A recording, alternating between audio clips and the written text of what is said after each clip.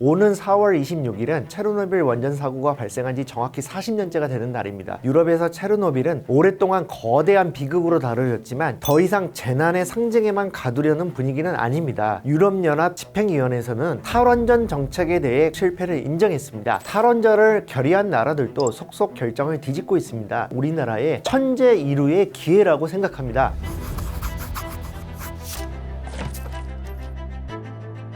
안녕하세요. 조선일보 손인석 기자입니다. 오늘 손인석의 머니해치에서는요, 체르노빌 원자력 사고 40주기를 맞아서 달라진 유럽의 원전 정책을 다뤄보도록 하겠습니다. 아직은 체르노빌 사고의 끔찍함을 기억하는 유럽 사람들이 많고요. 최종적인 지향점으로 탈원전을 유럽 사람들이 포기한 건 아닙니다. 하지만 현실적으로 원전 가동이 불가피하다는 걸 받아들이고 인정하는 유럽 사람들, 특히 정치 지도자들이 점점 늘어나고 있는 건 분명합니다. 체르노빌 40주기를 맞은 올해가 역설적으로 유럽에서 원전 부흥 원년이 되고 있다는 이야기도 나오고 있습니다. 원전 정책을 둘러싼 유럽의 변화를 진단하는 시간을 갖도록 하겠습니다. 오는 4월 26일은 1986년 체르노빌 원전 사고가 발생한 지 정확히 40년째가 되는 날입니다. 그날 새벽에요, 당시는 소련이고 현재는 우크라이나 북부인 체르노빌에 있는 원자력 발전소에서 폭발로 인한 방사능 유출 사고가 있었습니다. 정확한 집계는 없지만 사고 직후 직접적인 사망자가 50명 정도였고요. 심각한 방사능을 쐰 사람이 100명 정도였습니다. 가볍게라도 피폭된 사람들을 모두 합치면 60만 명 정도로 추정됩니다. 커다란 사고였고 비극이었던 건 분명합니다. 지금 보시는 사진은 사고 현장을 덮개로 덮어놓은 모습입니다. 올해는 10년 단위로 네 번째 주기이기 때문에요, 체르노빌을 기억하자는 추모의 분위기가 있습니다.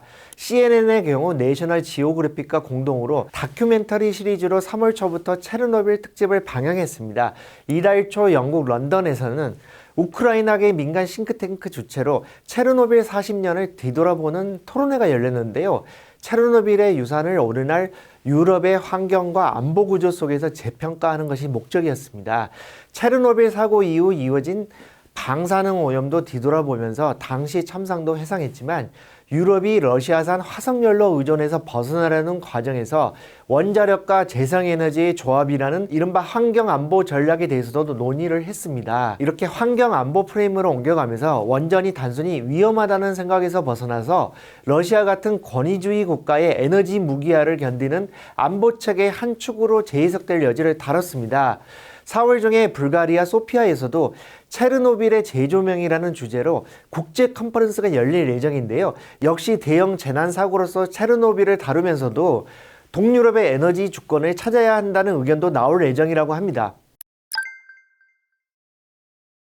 유럽에서 체르노빌은 오랫동안 거대한 비극으로 다뤄졌지만 요즘은 사뭇 달라졌습니다. 더 이상 재난의 상징에만 가두려는 분위기는 아닙니다. 올해 3월에 열린 유럽연합 집행위원회에서는 탈원전 정책에 대해 공식적으로 실패를 인정했습니다. EU 행정부 수장인 우르줄라 폰데어 라이엔 EU 집행위원장이 3월 11일 유럽 원자력 정상회의를 열어서 탈원전 기조에 대해 유감을 직접 표명하며 원전 확대 계획을 발표했습니다. 이건 유럽 원자력 정상회의 당시 사진인데요. 폰데어 라이엔 위원장이 가운데 있고 왼쪽에 마크롱 프랑스 대통령, 오른쪽에 라파엘 그로시 국제원자력기구 사무총장이 있습니다. 이때 폰데어 라이엔 위원장과 EU 집행위는 2030년대 초까지 SMR이라고 그러죠. 소형 모듈 원전을 유럽에 배치하겠다는 구체적인 로드맵도 제시했습니다. 포인트는 EU가 원전을 전력 생산의 보조수단이 아니라 탄소 중립과 에너지 안보를 위한 핵심 전략 산업으로 명시했다는 점입니다. EU는 SMR에 대한 표준을 개발하고 공급망을 구축하는 계획을 발표하면서 2억 유로의 기금을 조성하기로 했습니다. 이 기금으로 차세대 원자력 기술에 투자하는 민간 기업을 대상으로 대출 보증을 해주기로 했습니다. 민간에서 원전에 투자를 활성화하도록 EU 차원에서 정책적으로 지원하겠다는 얘기입니다. 폰데어 라이엔 EU 집행위원장은 유럽이 민간 원자력 에너지를 줄였던 것은 전략적 실수였다라고 말했습니다. 이유는 2050년까지 전체 원전 설비 용량을 2025년 대비 11% 증설한다는 목표를 세웠는데요. 그렇게 하려면 해영국의 원전 신규 건설에 2050년까지 400조 원이 조금 넘는 2,410억 유로가 필요하다고 전망했습니다. 수십 년간 지속적으로 탈원전을 내세웠던 것에 비하면 완전히 스탠스가 바뀐 것이라고 봐도 무방합니다. EU 집행위원회 차원에서 뿐만 아니라 유럽 주요국들이 각자 원전을 늘리는 정책을 강조하는 분위기입니다. 유럽 최대의 원전 대국하면 프랑스인데요. 프랑스는 전체 전기 생산의 70% 이상을 원전에 유지하다가 2010년대 들어서 점점 줄여가는 흐름을 보였는데요. 근년에는 다시 원전 비율을 높이려고 하고 있습니다. 마크롱 행정부는 2050년까지 최대 14기의 신규 원자로의 건설 계획을 2022년에 발표하고 천천히 실행하고 있습니다. 프랑스는 특히 올해는 지난 3월에 정부 원자력 정책위원회에서 차세대 원전인 2세대 EPR 원전 6기를 건설하는 계획을 승인했는데요. 이 프로젝트는 원화로 100조 원 이상이 투입되는 거대한 사업입니다. 영국도 원전에 적극적입니다. 영국은 해상 풍력 발전 비율을 크게 늘렸다가 에너지 효율이 낮아서 고생한 나라인데요. 작년에 첫 번째 소형 모듈 원자로를 웨일스에 건설하기로 했고요. 최근에는 영국 정부가 국영기업인 GB에너지에 추가적인 원전 부지 확보를 지시했습니다. 영국 집권당은 전통적으로 재생에너지를 강조했던 노동당인데요. 그럼에도 불구하고 요즘에는 원전에 전향적인 자세를 취하고 있습니다. 네덜란드는 원전이 하나밖에 없는 나라인데요. 2035년까지 2기의 원전을 추가로 지어서 전체 전력의 13%를 원전에서 뽑아내겠다는 계획을 실행하고 있습니다. 원전 없이 천연가스와 석탄에 오랫동안 의존해오던 폴란드는 미국 웨스팅하우스 기술로 대형 원전을 짓는 프로젝트를 올해 상반기에 시작해서 착공할 예정이고요. 별개로 폴란드는 EU로부터 자금 지원을 받아서 소형 모듈 원자로 건설에도 착수했습니다. 동유럽에서는 불가리아가 최근 미국 웨스팅하우스와 신규 원전 건설 계약을 맺으며 동유럽 원전 허브를 꿈꾸고 있습니다. 유럽 최대 국가 독일은 원전 재개를 선언하지 못하고 있습니다. 독일은 2023년 원자로 가동을 모두 중단했는데요. 현재 해체 작업중인 원전을 재가동하려면 신규 건설에 버금가는 예산이 필요합니다. 이런 이유로 프리드리히 메르츠 총리는 원전에 찬성하는 입장인데도 불구하고 원전 복귀가 사실상 불가능하다고 말하고 있습니다. 탈원전을 결의한 나라들도 속속 결정을 뒤집고 있습니다. 대표적으로 스웨덴인데요. 스웨덴은 원전 폐쇄에 찬성하는 국민투표를 1980년에 일찌감치 가결한 나라입니다. 1979년 발생한 미국의 스리마일 원전 사고가 계기였는데요. 국민투표 가결 이후에 46년이 지났지만 여전히 원전을 가동하고 있습니다. 원래 스웨덴은 2010년까지 전면 폐쇄한다고 했지만 비현실적이라는 생각에 1997년에 폐쇄 시한을 공식적으로 폐기했고요. 2009년에는 신규 건설을 승인하는 법안이 국회를 통과해서 이미 국민투표 결과의 실질적인 효력이 없어진 상태입니다. 게다가 올해는 신규 원전 건설을 쉽게 할 수 있도록 규제를 푸는 환경법 개정안이 최근 의회에 제출됐습니다.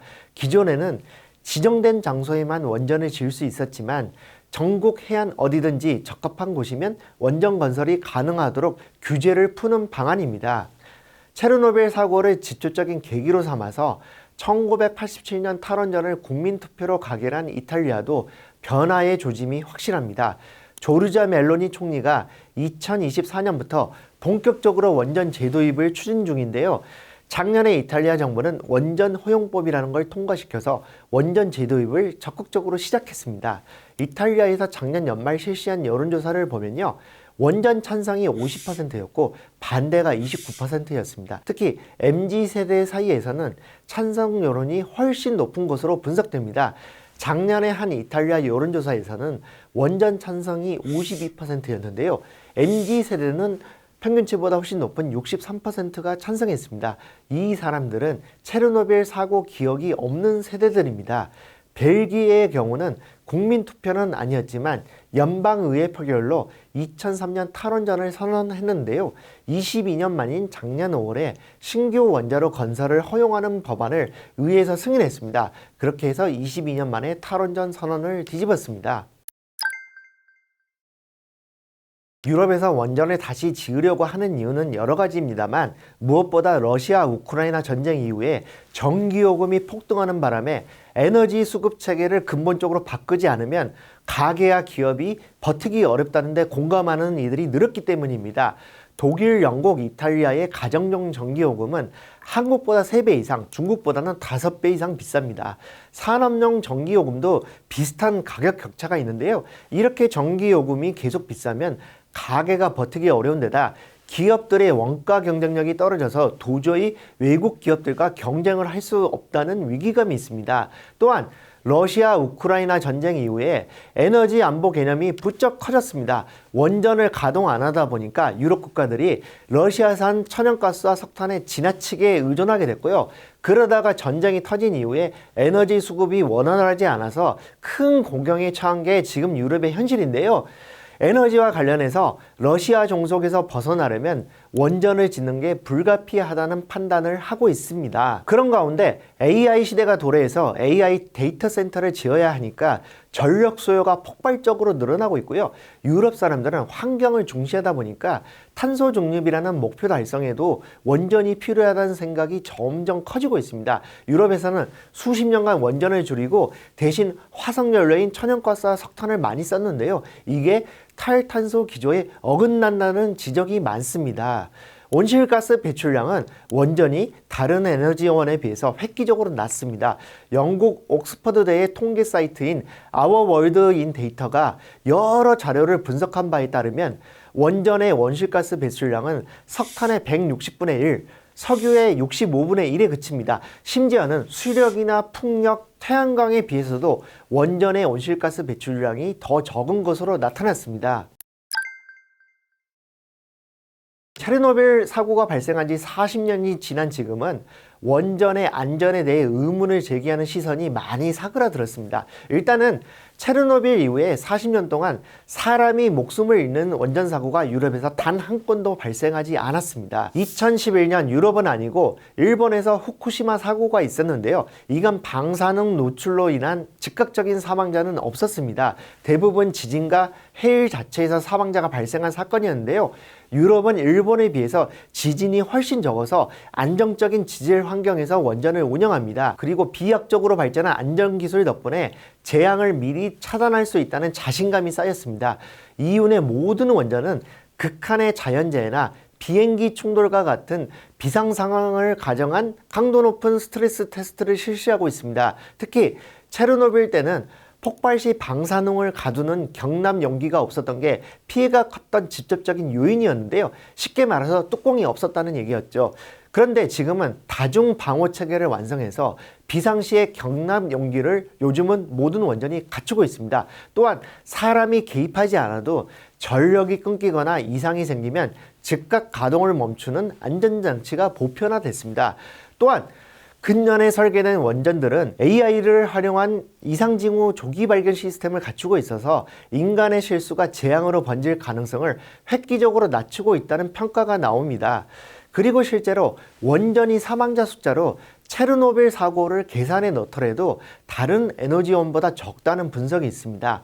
옥스퍼드대의 통계 사이트인 Our World in Data가 국제의학학술지와 UN 및 국제에너지기구 등의 데이터를 참고해 만든 보고서에 따르면요. 1테라와트 시의 전력을 생산할 때 발생하는 사망자 숫자는 석탄 24.6명, 석유 18.4명, 바이오매스 4.6명, 천연가스 2.8명, 풍력 0.04명, 원전 0.03명, 태양광 0.02명으로 나왔습니다. 석탄은 채굴할 때 광산 사고와 대기 오염으로 죽는 사람이 많고요. 석유는 시추선이 폭발하거나 유조선이 침몰하는 사고가 간혹 생기면서 인명피해가 발생합니다. 천연가스는 고압의 가스 채굴 과정에서 사람이 죽는 사고가 간혹 생기고요. 가스 배관망이나 저장시설에서 간혹 폭발 사고가 발생합니다. 바이오매스는 식물이나 축산 폐기물 그리고 음식물 쓰레기 같은 유기물을 태우거나 가공해서 얻는 에너지원을 말하는데요. 이런 자원들을 채취하거나 재처리하는 과정에서 사망사고가 간혹 발생합니다. 바이오매스에서 볼 수 있듯이 신재생 에너지원이라고 해서 무조건 인명피해가 적다는 건 오해입니다. 단적으로요, 지난달에 우리나라 경북 영덕에서 풍력발전기 내부 화재로 3명이 안타깝게도 돌아가신 일이 있었습니다. 그래서 이런저런 모든 위험을 감안할 때 원전이 태양광과 더불어서 인명피해가 가장 적은 에너지원이라는 얘기입니다. 원전 사망자 0.03명이라는 건 체르노빌과 후쿠시마를 모두 반영한 수치입니다. 그걸 반영해도 원전이 에너지원 중에서 인명피해가 가장 적은 수준이라는 얘기입니다. 유럽이 원전 생태계를 복원하려고 애쓰는 지금은 세계 최고 수준의 원전 건설 능력과 원전 운영 능력을 검증받은 우리나라의 천재 이루의 기회라고 생각합니다. 한국수력원자력이 주축으로 수주한 체코 두코바니 원전에 대해서 작년에 최종 계약이 이뤄졌는데요. 이건 기존에 있는 원전 옆에 추가로 더 짓는 건데요. 공사 규모가 180억 달러에 이릅니다. 두코바니 원전에는 한국수력원자력뿐만 아니라 한정기술, 두산에너빌리티, 대우건설 등이 참여하게 됩니다. 두코바니 원전 수주 때 우리나라는 프랑스를 따돌렸는데요. 그 비결에 대해서 한국 기업들이 원전을 정해진 시한 안에 짓는 능력이 탁월하다는 평가가 결정적으로 작용했다는 이야기가 많습니다. 원전은 건설 도중에 설계가 바뀌거나 공사 기간이 연장되는 경우가 많아서 발주한 나라에서 골치를 앓는 경우가 많습니다. 그런데 한국 기업들은 설계 변경을 최소화하고 공기를 가급적 맞추더라, 이런 신뢰를 쌓은 것이 큰 자산으로 작용하고 있습니다. 불가리아는 코줄로두이라는 지역에 신규 원전 건설을 예정하고 있는데요. 현대건설이 미국 웨스팅하우스와 컨소시엄으로 이 공사를 수주했습니다. 현대건설의 불가리아 원전 사업 수주는 15년 만에 해외 원전 건설을 재개했다는 점에서 의미가 있는데요. 앞으로 유럽 각국이 원전 건설을 늘릴수록 한국 기업들에게 기회가 많아질 것으로 예상합니다. 원전을 지을 수 있는 밸류체인을 확보한 나라는 소수에 그치기 때문입니다. 이상으로 체르노빌 40주기를 맞은 유럽에서 원전을 둘러싼 정책적 변화를 살펴봤습니다. 유럽은 친환경주의자들의 목소리가 가장 높은 대륙입니다. 이런 곳에서도 탈원전 기조를 젓고 적극적으로 원전을 추가 건설하려는 붐이 일어나고 있다는 걸 우리가 잘 캐치할 필요가 있겠습니다. 우리 기업들이 원전 사업을 확장할 수 있는 모멘텀이 될 수도 있을 것으로 생각합니다. 감사합니다.